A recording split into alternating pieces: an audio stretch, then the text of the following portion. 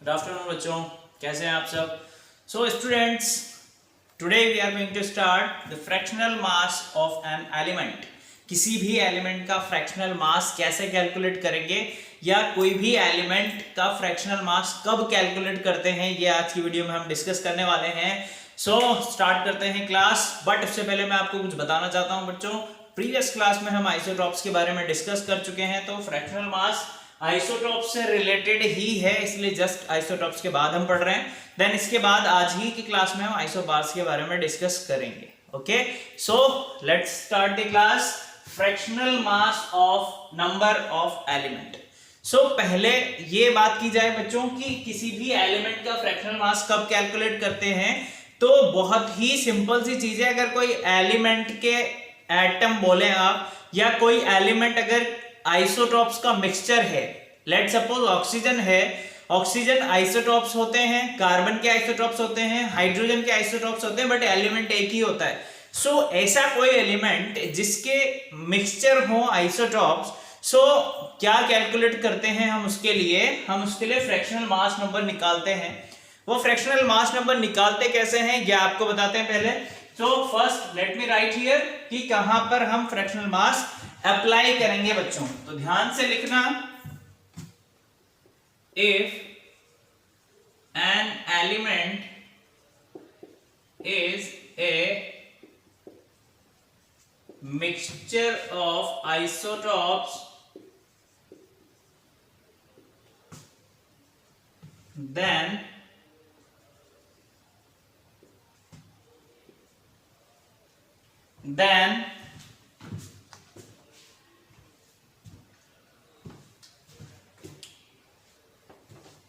it may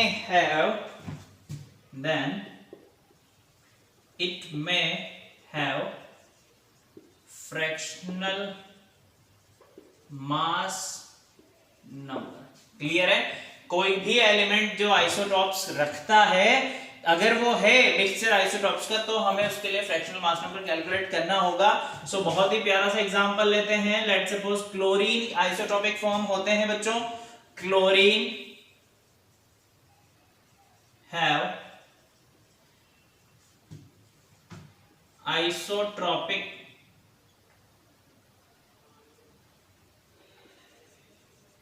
forms, that is, कौन कौन सी होती है बच्चों को देखो।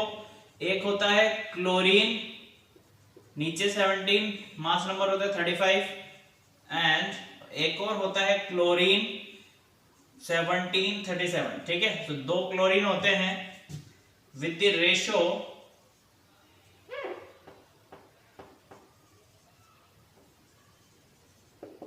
विद द रेशो 3:1, या फिर आप बोलें कि 75% एंड 25%।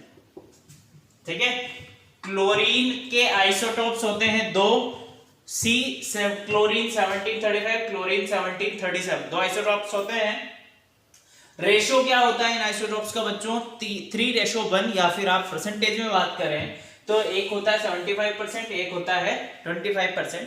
अब बात ये आती है कि हम क्या करना चाह रहे हैं। देखो वेरी कहां से कर रहा है, मास वेरी कर रहा है बच्चों 35 से 37 के बीच में मास वेरी कर रहा है। तो ये वाली लाइन में हम लिखेंगे the varying mass number are 35, the varying mass number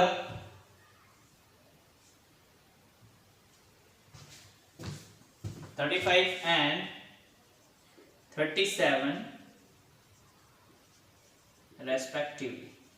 ठीक है, सो अब हमें क्या कैलकुलेट करना है बच्चों? अब हम कैलकुलेट करना चाहते हैं कि फ्रैक्शनल मास कैलकुलेट करना चाहते हैं हम क्लोरीन का, या आप बोलें कि हम एवरेज मास कैलकुलेट करना चाहते हैं। सो हम क्या लेंगे? परसेंटेज लेंगे यहां पर। ठीक है, for calculating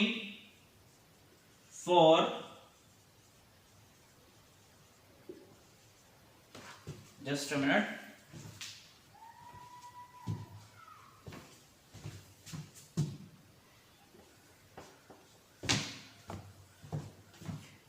calculating mass number of chlorine,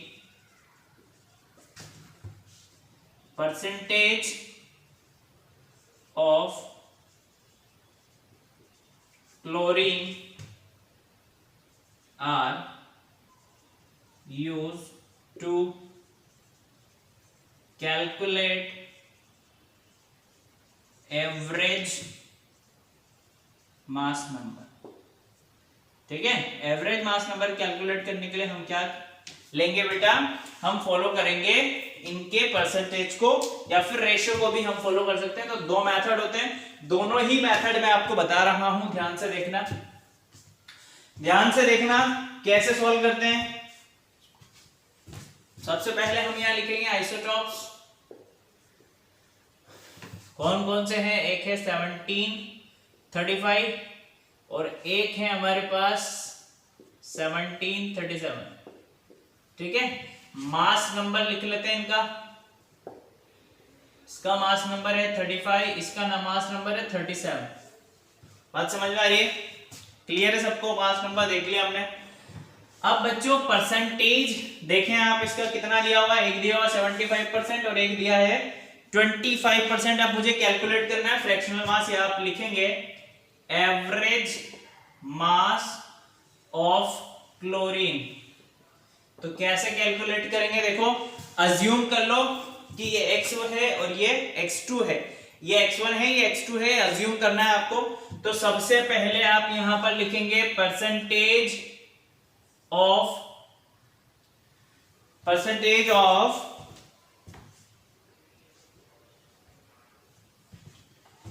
x की बात कर रहे हैं तो परसेंटेज ऑफ x1 अज्यूम कर रहे हैं, फॉर्मूला बना रहे हैं अपन, multiply by mass of x1 then plus.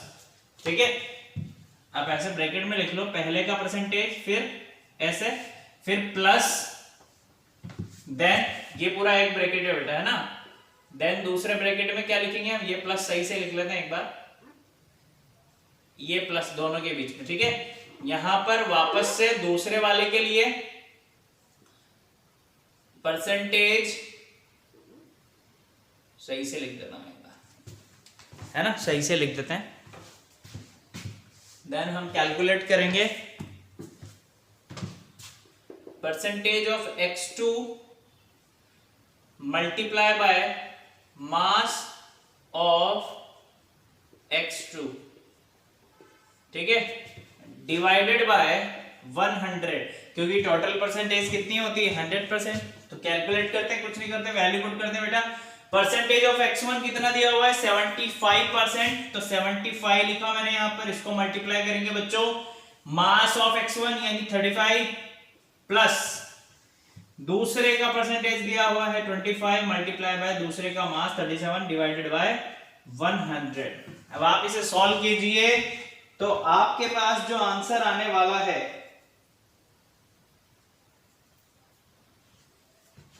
क्या आएगा बच्चों, आपको मिलेगा 35.5 U एवरेज मास ऑफ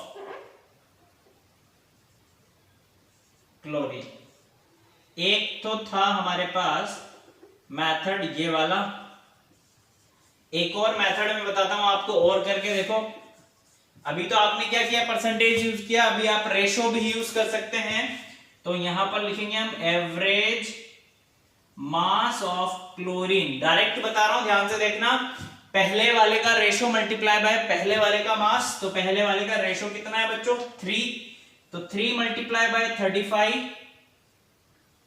ठीक है, plus 1 multiply by 37 divided by 4, क्योंकि टोटल कितना है रेशो 4। जब आप इसे कैलकुलेट करेंगे तो भी 35.5 U ही आएगा। Is that clear? ये 4 है और ये U है, U यूनिट वाला U है ना, ये 4 मत लिख लेना आप, ये यूनिट वाला U है। क्लियर है, समझ में आ गया सबको कैसे कैलकुलेट करते हैं? नोट डाउन करो फटाफट, देन आइसोबार्स पढ़ते हैं।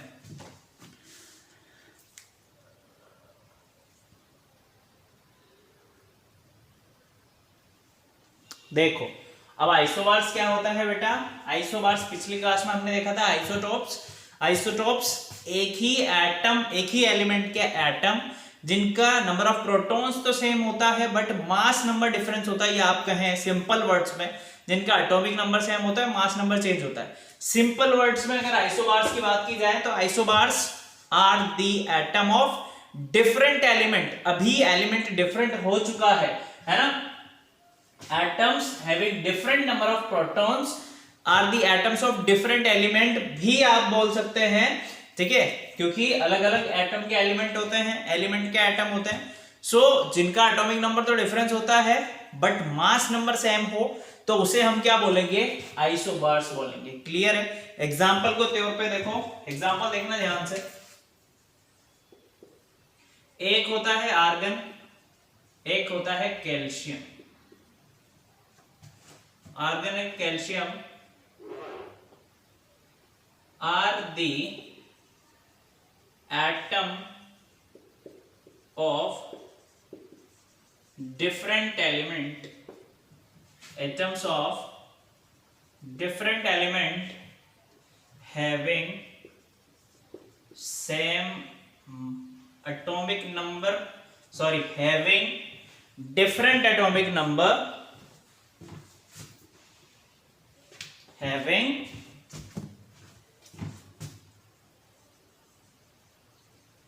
different